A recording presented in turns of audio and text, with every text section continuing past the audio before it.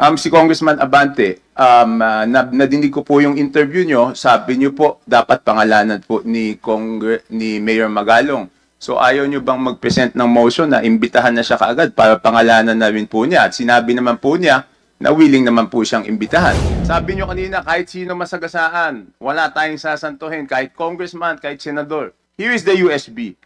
Sinasabi, papaano nagkaroon ng insertion? Under the name of Congressman Saldico. Can you show this? Para lang sabihin, hindi ako Mr. Chair, with due courtesy. Wait, I have the floor. Yeah, I have the floor. Yeah, I have the floor. No, Mr. Chair. I have the floor. Yeah, just to, on the I have the record, floor. on the record, Mr. I Chair, have the floor. he did not refuse to I have the floor.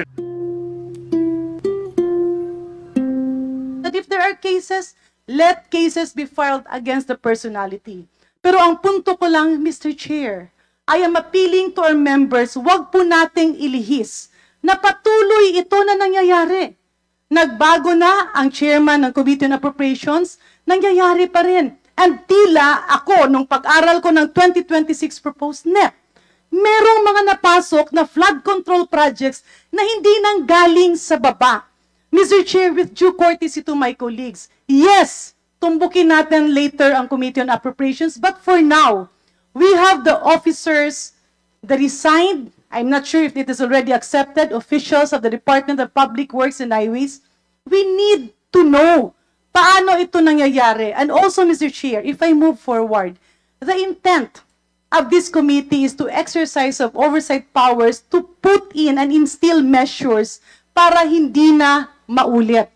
Instead of focusing on a single situation, as reiterated, as conveyed by my very good friend, Congressman Ungab, baka pwedeng we can invite them. We can invite a colleague who is not a member of the 4 committees. So the former chairman of the Committee on Appropriation is not a member of all the committees here.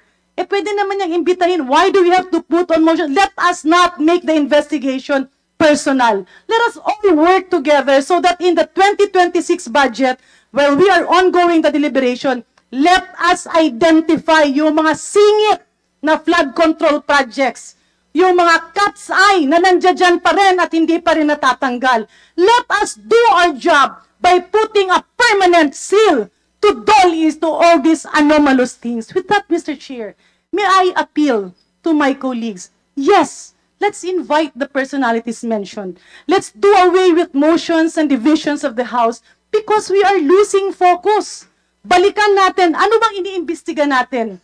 Na mapunta ang pera ng taong bayan sa tamang proyekto, na mapuntahan ang investigasyon sa dapat na mga baguhin, that we have a new secretary, that we will be helping him, maybe put everything in place, all the safety measures, at yung mga admin orders, executive orders na nandiyan, tanggalin na natin while we are all here.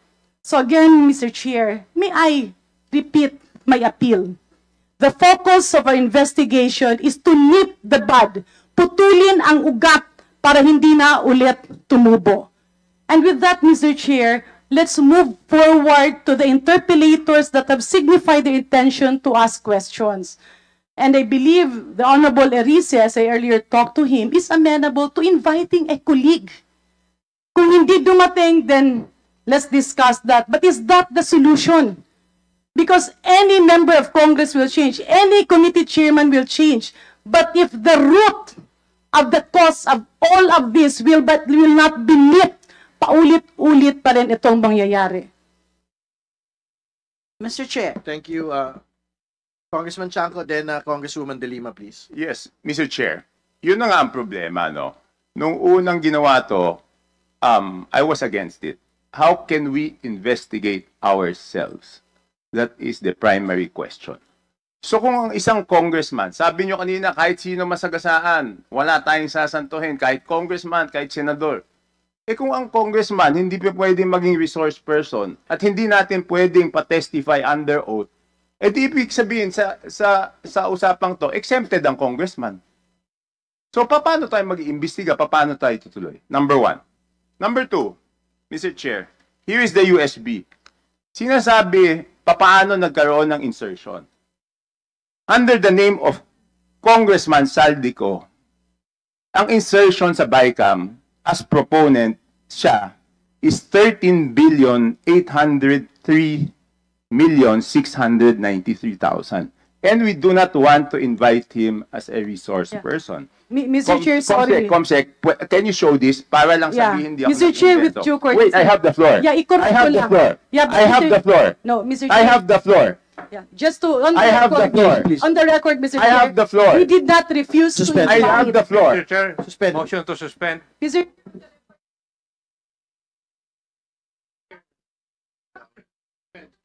No, no, suspended na, suspended na. Okay, Mr. Chairman, kanina po pinag-uusapan yung insertion, tinanong po kung ano yung mga natanggal sa 2025 budget at kung ano yung mga naipasok, no?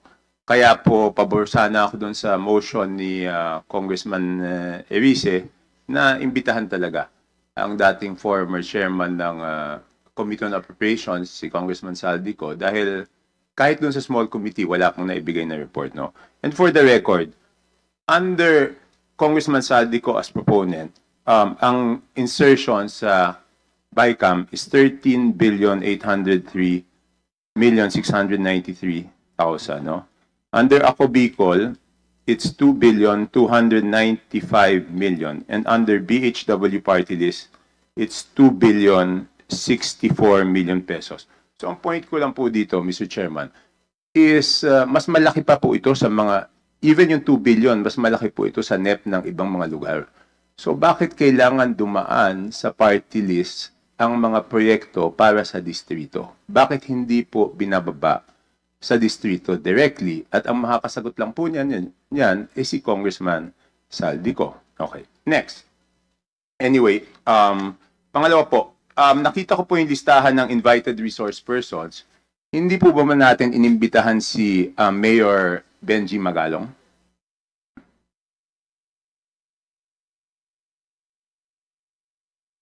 Not for this hearing, Your Honor. Pero iimbitahan po ba siya sa susunod na pagdinig? At the future hearing. Hindi, sa next hearing? We have to discuss it first. Because nandito po kanina si Congressman Abante, siya po yung nagsabi na wag naman akusahan yung House at pangalanan kung sino yung tinutukoy. At pumayag naman po si Mayor Magalong na tukuyin pag siya ay inimbitahan ng House kung sino yung tinutukoy niya na pinakamalaki ang nakukuha na 20%. So ang tanong ko po, bakit pa po hindi imbitahan kaagad ng committee para malaman na po natin kung sino yung tinutukoy niya, Mr. Chair? I think we have a commitment that we will invite him. But the commitment is not on the next hearing. Kasi marami po tayong pag-usapan. In fact, gusto natin isa-isahin yung mga Sims construction, hindi yung nagpakita. St. Timothy, hindi yung nagpakita. Ito yung alam ng mga tao na gustong malaman yung katotohanan eh. So, ibig sabihin, we are united with Mayor Magalong on his commitment for against corruption, for him to name the 67 lawmakers, no question. But he will be required in this committee to do it under oath. State 67 lawmakers who are contractors first. Second, lawmakers who are allegedly receiving 30 to 40% kickback. That will come in due time. That is the commitment of this committee. Hindi, kasi sa sinasabi niya, ang pinakamalaking nakukuha ay yung Committee on Appropriations. So hindi pa ba mas mabuting i-address na po natin? Kasi nandiyan po, si Congressman Abante, nadinig ko po yung interview nyo, sabi nyo po, dapat pangalanan po ni Mayor Magalong. So ayaw nyo bang mag-present ng motion na imbitahan na siya kaagad para pangalanan na rin po niya? At sinabi naman po niya na willing naman po siyang imbitahan. Congressman Abante, you're being asked. Should I make the motion now? Better, Mr. Chair, to show na talagang seryoso tayong imbitahan siya. Palagay ko. I just have one. Mr. Chair. Before speaking, I have one question lang po to Congressman Chaco. Is this part of your interpellation or what is this? Okay. All right. It's part of my 5 minutes, Mr. Okay Chair. po. All right. And after this, I will have no further questions because this will be my basis of seeing if talagang may pupuntahan tong committee na to o wala. Kung ayaw natin imbitahan si Mayor Magalong sa agarang panahon, medyo magkakaproblema tayo sa credibility niyan. But I think we have to state for the record as well that in many public forums, Mayor Magalong has labeled the committee as merely a Moro-Moro committee. So I think the public should look at that as well. Yes, Mr. Chair, pero sinabi niya, kahit tinawag niyang Moro-Moro, sinabi naman niya na willing siya magpumarap, di ba? Di tingnan natin kung haharap siya pag inimbitahan natin. I think... Mr. Chair, point of order. Yes, please. I think we should be sensitive regarding the word Moro-Moro. May we delete the words because I think it was Kong Zia, who is a Muslim. It was, I think, an affront to the Muslim community. Yes, I understand it, but that was the exact statement of Mayor Magalong, labeling the committee as Moro-Moro. We will not remove it from the record, but because that is what he had labeled the committee. Mr. Chair, just coming it from the members of the committee and saying that it is Moro-Moro, I think it's quite personal on the part of the members of the committee. But anyway, I will abide by the decision of this committee. Thank you, Mr. Chair. Thank you, Congressman Santos. Again, would you want to respond to Mr. Chair, Congressman Chanco, please? there's no problem in making a motion, but as you made a promise to me, Mr. Chair, that one day Mayor Magalong will be invited, why don't we just finish the hearing right now? We still have a lot of contractors that are waiting to be investigated, to be interpolated. So why don't we wait? Why don't we finish this first before anything else? Bakit natin ginugulo itong hearing na ito samantalang marami naman naghihintay dyan ng mga contractors na very much willing to be interpolated? All right. Thank you for your response. Congressman Chanco, please. No further questions. Thank you, Congressman Chanco. Next to interpolate is Chairman Joel Chua. You may proceed. Thank you, Mr. Chair. My question will be, I would like to address my question to our resource person, Engineer Henry Alcantara. May I know if he is present?